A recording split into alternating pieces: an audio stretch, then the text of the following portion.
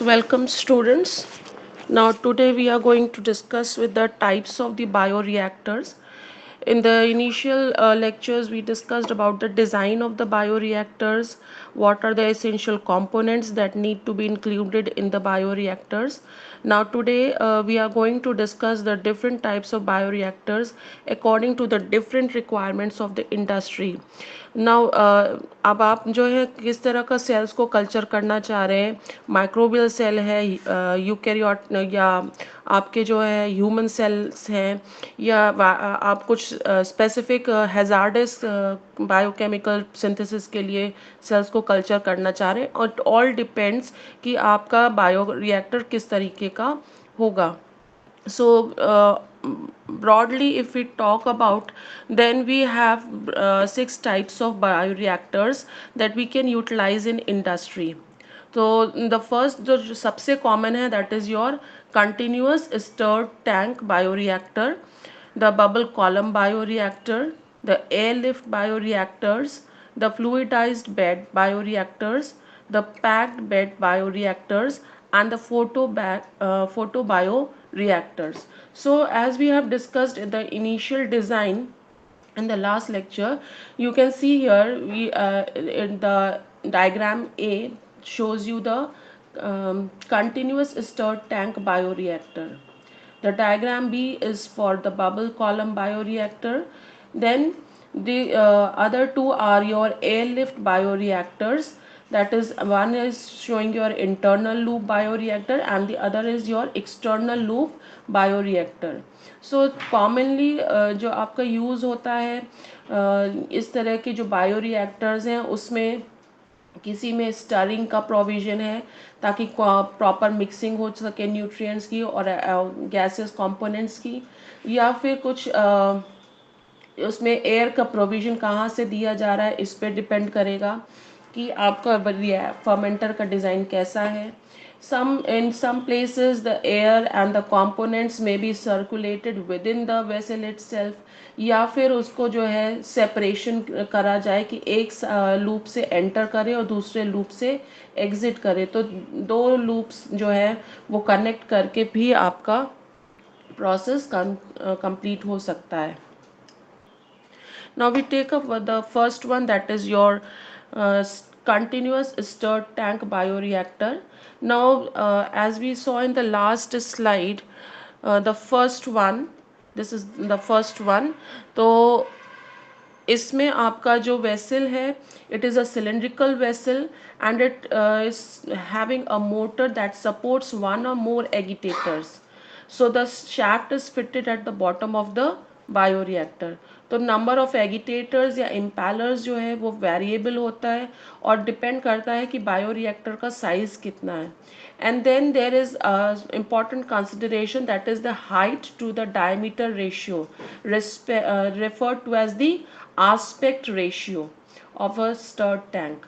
Now for animal cell cultures जो है आपका aspect ratio less than 2 लिया जाता है.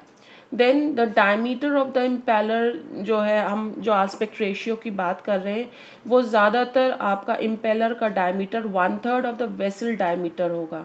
जितना बड़ा वेसल होगा, जितना वेसल का डायमीटर होगा, उसका 1/3 डायमीटर इम्पेलर का होगा. दो इम्पेलर्स के बीच का डिफरेंस भी जो है वो मैटर करता है, कितना डिफरेंस होगा. Then different types of impellers जो हम लोग यूटिलाइज कर सकते हैं, they are of various kinds, जिसमें कॉमनली आपका रुस्तम डिस्क है, कॉनकेव ब्लेडेड है, या मैरीन प्रोपेलर्स वगैरह हैं जो यूटिलाइज होते हैं. नाउ जैसे मैं पहले बताया कि एयर का प्रोविजन इम्पॉर्टेंट होता है इन डिफरेंट डिज़ाइंस में.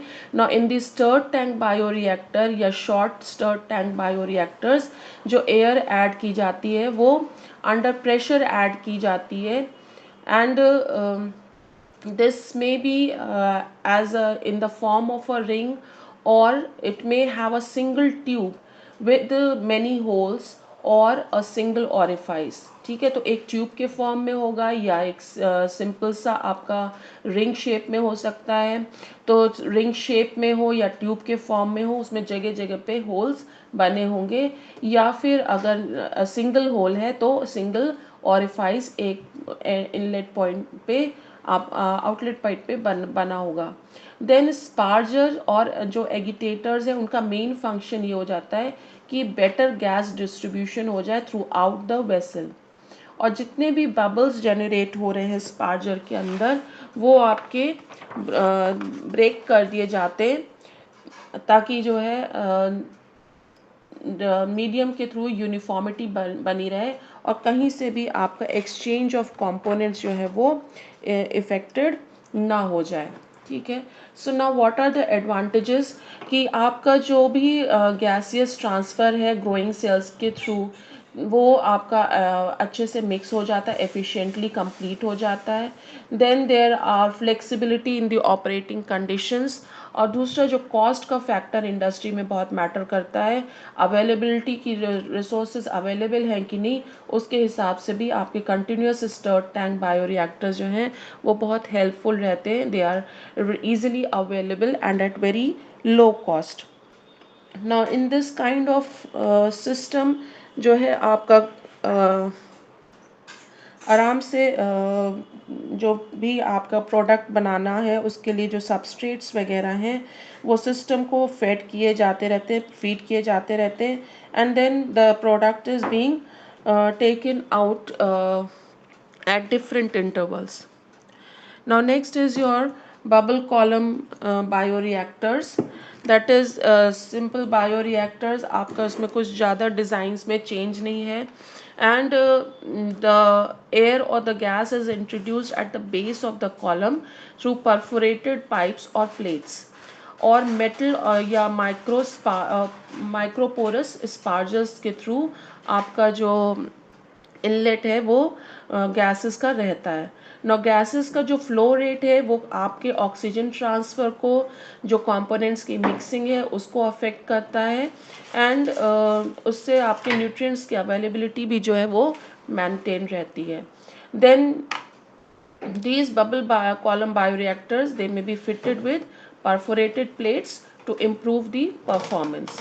Now the bubble column bioreactor में जो हम वेसल यूज़ करते हैं वो भी आपका स्टर्ड टैंक बायोरिएक्टर की तरह ही सिलेंड्रिकल होता है, लेकिन यहाँ पे जो आस्पेक्ट रेशियो हम लेते हैं वो 4:6 तक हो जाता है। That is height to diameter ratio है वो आपका वेरिएबल हो जाता है from 4 to 6। Next is your airlift bioreactors. Now in the airlift bioreactors आपका जो वेसल है उसके अंदर जो मीडियम है उसको दो पार्ट्स में डिवाइड कर दिया जाता है। Now these two zones are interconnected by means of a baffle or a draft tube. तो एक जो दो जोन्स आपकी बना दी जाती हैं, एक जोन से एयर को प्रोवाइड किया जाता है, that zone is known as riser zone, और दूसरी जो जोन है जिसमें कि कोई गैस आपकी इनकमिंग नहीं रहती है उसको डाउन कमर कहा जाता है। तो डिस्पर्जन जो है जैसे जैसे एयर आपके राइजर जोन में प्रोवाइड की जाती है वैसे वैसे वो राइज करेगी ऊपर की तरफ, and then it will go towards the downcomer zone. Now this जो दो जोन्स आपकी बन जाती हैं, डाउन कमर जोन में आपका लिक्विड जो है वो नीचे की तरफ फ्लो करता है, एंड नेचुरली इसमें जो कुछ भी गैसेस कंपोनेंट्स होते हैं वो आपके एग्जिट करा दिए जाते हैं, उनको एग्जॉस्ट कर दिया जाता है, ताकि जो भी नीचे आपका लिक्विड आ रहा है वो विदाउट गैसेस कंपोनेंट्स आ रहा है। So this can be done in two methods. Either an internal loop airlift bioreactor can be used, or an external loop airlift bioreactor can be used. Now आपके जो internal loop bioreactor है इसमें इसमें जो आपका as you can see in this कि जो भी आपके लूप्स बने हुए हैं वो विद इन द वेसल बना हुआ है। ठीक है। तो इसी में आपका जो भी मीडियम है, चाहे राइजर जोन हो चाहे आपका डाउन कमर जोन हो, दोनों इसी के अंदर एक ही वेसल के अंदर प्रमोट होते हैं, as you can see in the C part of the figure.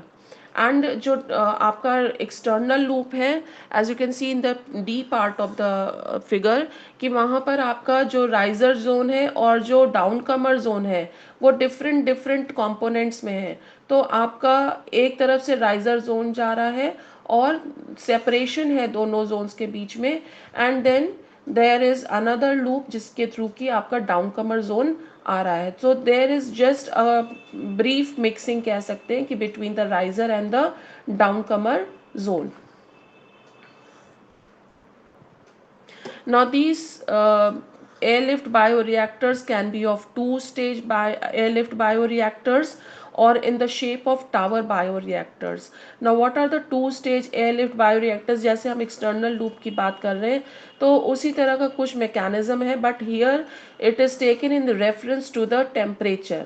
Now suppose आपका कोई माइक्रोबियल स्पीशीज, कोई प्रोडक्ट फॉर्मेशन स्टेज जो है जिसमें ग्रोथ का पीरियड हो सकता है कि 30 डिग्रीज पर प्रमोट हो रहा हो, ठीक है, जो आपका ग्रोथ फेज है वो 30 डिग्रीज पे प्रमोट हो रहा है, और जो प्रोडक्ट फॉर्मेशन फेज है वो 40 डिग्रीज पे प्रमोट हो रहा है, ठीक है।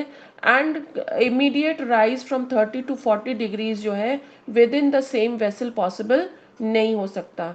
तो आप यहाँ पर 30 डिग्रीज का जो वेसल का एक आपने एक वेसल बना लिया जिसमें 30 डिग्री के कंपोनेंट्स पड़े हुए हैं, तो वहाँ पर आपके सेल्स ग्रो करेंगे, and then these cells will be pumped into the zone of the 40 degree centigrade, जहाँ पर कि वो प्रोडक्शन स्टार्ट कर सकें, ठीक है। And the air will be provided from the bottom of the towers. Then आपका जो टावर बायो रिएक्टर है उसमें आपका within the same component आपका जो भी सिस्टम है वो इस्टेब्लिश किया जाता है। नाउ द एयर इनलेट जो है वो बॉटम से दिया जाता है, द एयर राइजेस अप, और जैसे ही टावर के ऊपर की तरफ पहुंचता है ये कंपोनेंट्स, तो टावर का जो वॉल्यूम है वो इंक्रीज कर जाता है, उसका साइज या डायमीटर हम कह सकते हैं कि इंक्रीज कर जाता है, और वहाँ पे जैसे ही इंक्रीज होगा तो एयर प्रेशर डिक्रीज कर जाएगा। रिजल्ट क्या होगा कि जो भी गैसेस कंपोनेंट्स होंगे वो डिफ्यूज आउट कर जाएंगे, ठीक है। जबकि यहाँ पर क्या है, at the base of the tower, as you can see in the B part, कि बेस जो है टावर का वो काफ़ी रेस्ट्रिक्टेड है, काफ़ी डायमीटर उसका रिड्यूस्ड है, तो वहाँ पर हाई प्रेशर में आपका लिक्विड्स फ्लो करते हैं, that will keep the air dissolve in highly dissolve condition in this portion. So आपका न्यूट्रिएंट्स की अवेलेबिलिटी काफ़ी अच्छी रह जाती है इन दिस कंस्ट्रिक्टेड जोन, और जैसे जैसे जो इफ्लुएंट गैसेस हैं आपकी वो डिफ्यूज आउट करती जाएंगी from the expanded portion top portion of the tower.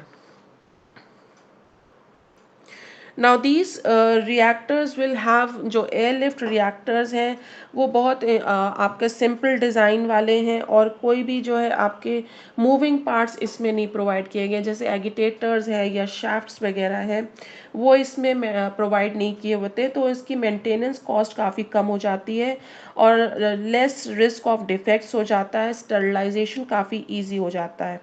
Then there is efficient gas phase interchangement, तो और जो कांटेक्ट एरिया है उस वो भी आपका काफ़ी स्पेसिफिक हो जाता है, लार्ज हो जाता है, और लो एनर्जी इनपुट आपको मिलता है। Now this gives you a well controlled flow and efficient mixing. और हर फेज़ के लिए आपके पास जो रेजिडेंस टाइम है जिसमें कि आपके न्यूट्रिएंट्स और जो गैस जो सेल्स वगैरह हैं वो भी आपके जो है उसके लिए पर्टिकुलर आपको टाइम ड्यूरेशन मिल जाता है। देन लार्ज टैंक वॉल्यूम्स के बनाए जा सकते हैं, लार्ज वेसल्स डिज़ाइन किए जा सकते हैं ताकि आपका जो आउटपुट है वो भी लार्ज हो जाए। Now here this also gives you a greater heat removal as compared to your conventional stirred tanks. Now the main disadvantage is कि आपका जो initial cost establishment का वो काफ़ी ज़्यादा हो जाता है।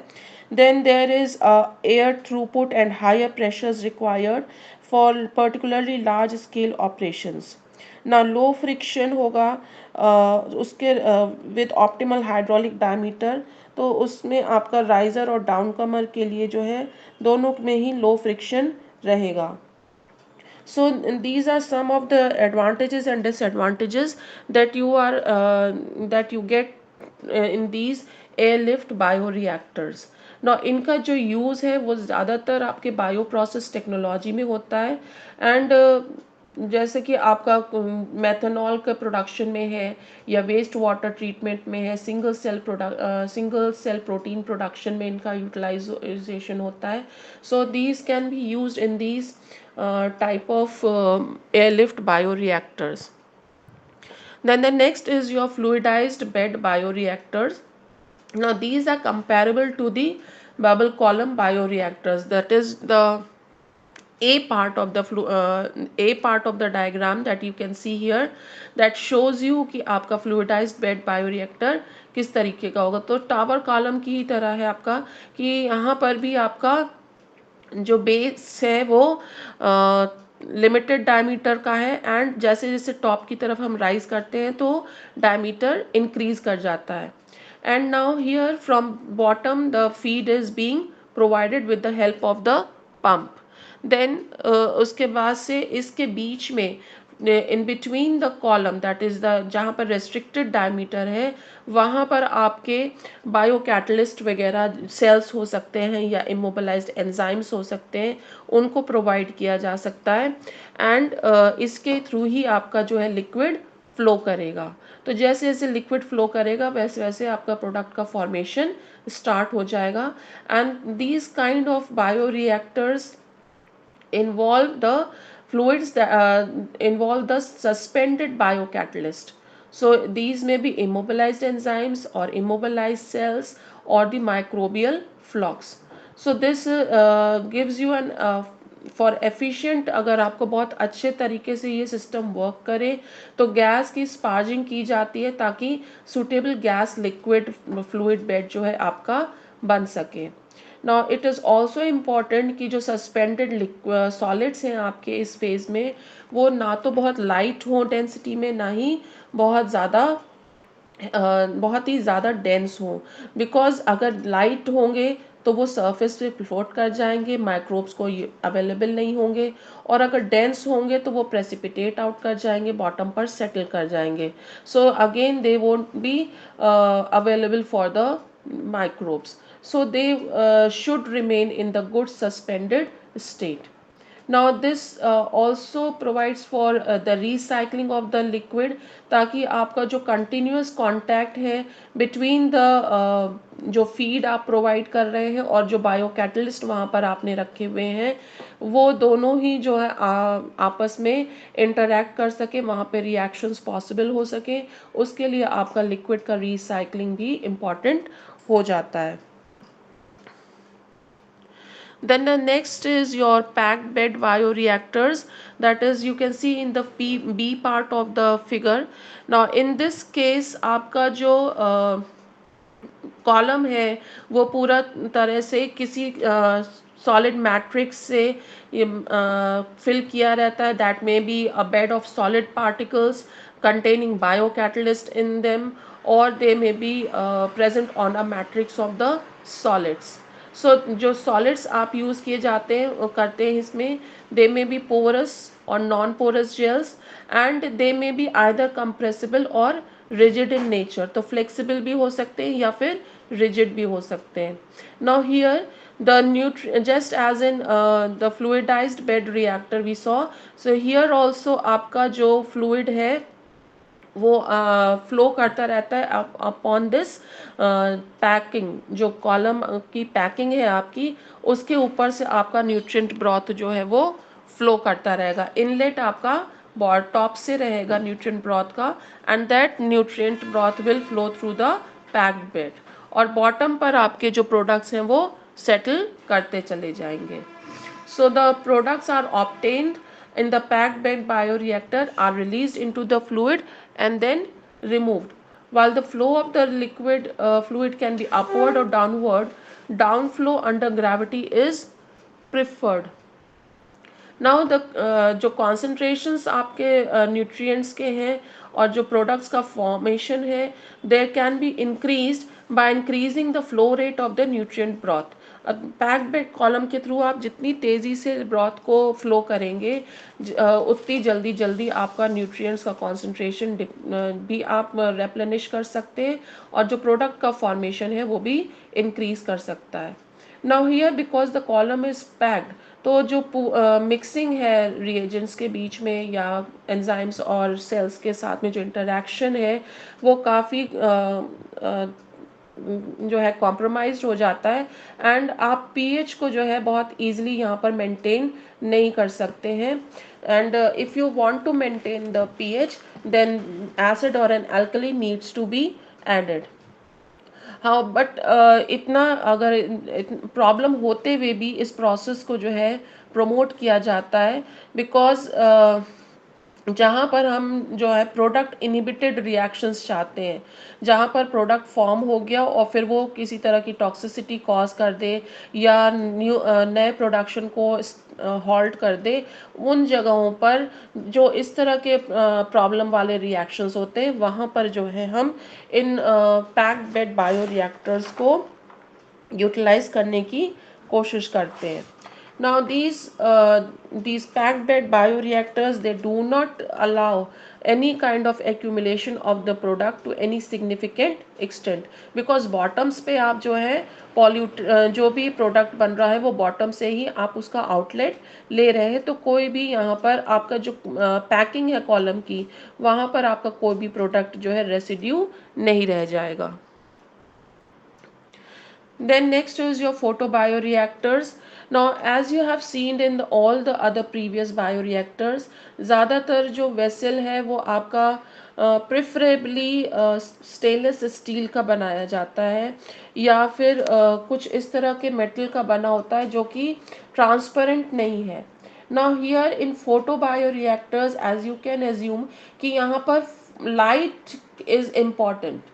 तो लाइट हम कहाँ से प्रोवाइड करेंगे? या तो वेसल के अंदर कोई इल्यूमिनेशन की प्रोविजन हम कर सकते हैं, या फिर कुछ ऐसा प्रोविजन हो कि जो आपकी एम्बियंट लाइट प्रेजेंट है, जो इन्वायरमेंट में लाइट प्रेजेंट है, आप उसको यूटिलाइज कर सकें.